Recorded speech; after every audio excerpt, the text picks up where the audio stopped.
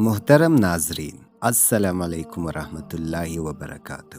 ناظرین، کیا آپ جانتے ہیں کہ نبی کریم صلی اللہ علیہ وآلہ وسلم کو اپنے نواسے حضرت امام حسین رضی اللہ تعالیٰ عنہ سے کس قدر محبت تھی؟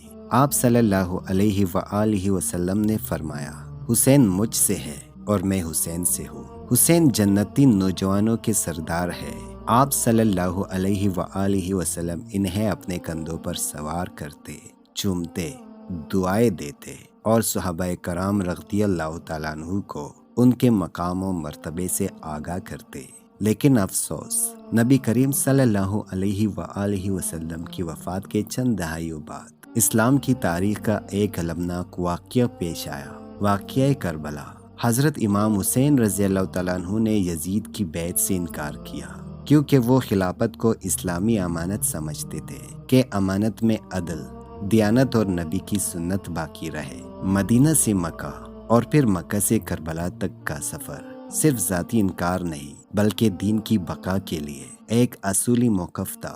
کربلا کے میدان میں حضرت امام حسین رضی اللہ تعالیٰ عنہ اور ان کے خاندان کو 3 دن بھوکا اور پیاسا رکھا گیا۔ حضرت امام حسین رضی اللہ تعالیٰ عنہ نے فرمایا، میں نبی کریم صلی اللہ علیہ وآلہ وسلم کا نواسا ہوں، مجھے پہچانو۔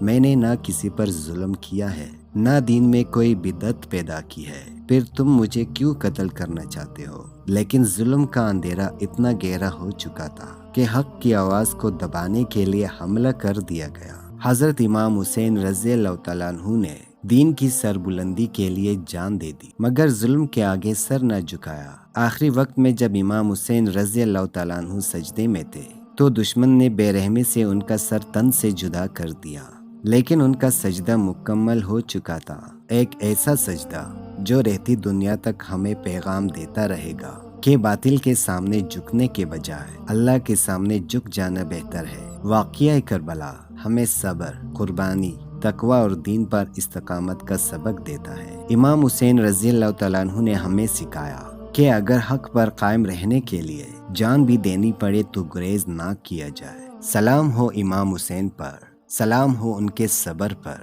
سلام ہو ان کی عظیم قربانی پر، جس نے امت کو بیدار کر دیا اور اسلام کی روح کو تازہ کر دیا۔